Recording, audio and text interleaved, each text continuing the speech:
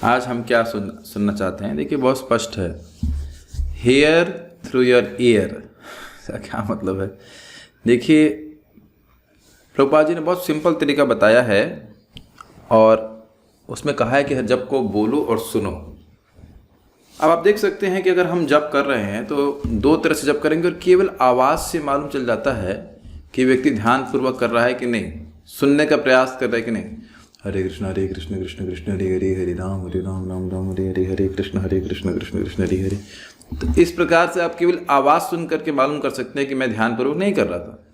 और अगर मैं बहुत ध्यानपूर्वक करने का प्रयास करता हूँ, हरे कृष्ण कृष्ण कृष्ण हरे हरे, हरे राम राम राम हरे हरे, हरे कृष्ण कृष्ण कृष्ण हरे हरे, हरे राम राम हरे हरे, हरे कृष्ण कृष्ण हरे हरे, हरे Ram Ram Hare Hare.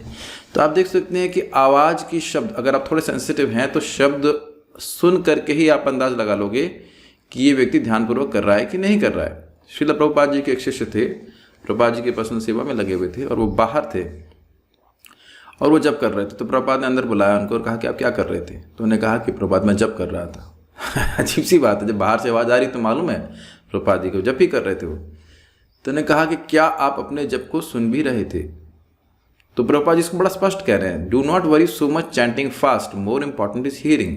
As you chant try to hear each and every word very carefully. बहुत जल्दी जब करने का प्रयास ना करके हर शब्द को बहुत ध्यानपूर्वक सुने। इसका मतलब क्या है? देखिए बहुत सिंपल सी बात है। इसका प्रभाव क्या है? हम देखते हैं कि जैसे ही कुछ शब्द सुनते हैं वह तुरंत हमारे मन पे एक विक्रिया कर देता है। विक्रिया मतलब रिएक्शन। तो अब फंडा क्या है, बात क्या है, करना क्या है? करना ये है कि अपने हृदय को हमें शुद्ध करना है। श्रील प्रभुपाद समझाते हैं जितना हृदय शुद्ध होगा उतना ये भाव कि मुझे भगवान की शरण में जाना है, उनकी प्रसन्नता के लिए कार्य करना है, ये दृढ़ होता जाता है, जो कि स्वाभाविक भाव है जीवात्मा का।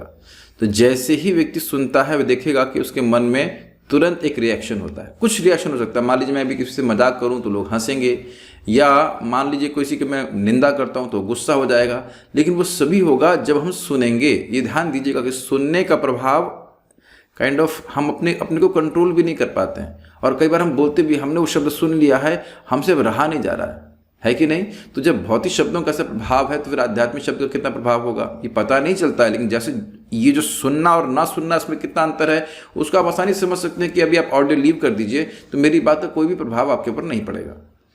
इसका अर्थ यह नहीं कि हम जो नाम नहीं सुन पाते उसका प्रभाव नहीं, लेकिन जो प्रभाव सुनने का है वो बहुत ज़्यादा है। तो इसलिए प्रयास करना चाहिए कि मंत्र को बड़ा स्पष्ट बोलें और हम सुने। एक और बात इंपॉर्टेंट है, मान लीजिए हमारे घर में आग लगी हुई है और फायर एक्सटिंग्विशर वाले आते हैं, तो क्या हम उनके लिए दरवाज़ा नहीं खोलेंगे? भैया कुछ व्यवस्था करेंगे, दरवाज़ा खुला रहे ताकि वो आकर के हमारे घर की आग को शांत कर दे। तो उसी प्रकार से हमारे हृदय में विभिन्न प्रकार की सेंस ग्रेटिफिकेशन की इच्छाएं भरी हुई हैं जो कि अग्नि की तरह ही हैं। तो उसको बुझाने के लिए भगवान का नाम वर्षा की तरह कार्य करता है, इसीलिए भक्ति ठाकुर जी बताते हैं। तो अब बुद्धिमान व्यक्ति को चाहिए कि कान के द्वारा भगवान को हमारे हृदय में आने दे, ताकि जो वासना है जो हमें लगातार जला रही है, तब तो मरुभूमि सम, मेरा हृदय कैसा है? तब तो रेगिस्तान की तरह है। रेगिस्तान में ऐसे ही पानी नहीं होता, उसको तप्त कर दिया जाए। तो ये सारी ठंडक का अनुभव एक साधक करेगा अगर वो हरे कृष्ण मंत्र बोलता है और सुनता है। बहुत बहुत सिंपल प्रोसीजर है, लेकिन समझना चाहिए। और एक और बहुत सुंदर बात बता रहे थे, भक्त बोल रहे थे, ये इसी बात को बोल रहे थे कि हरि नाम करते करते भगवान के प्रति स्वाभाविक भावनाएं, सहज भावना जागृत हो जाएंगी। इसी तरीके से कि हम कुछ बोलते हैं तो हमारी भावना जागृत होने लगती है।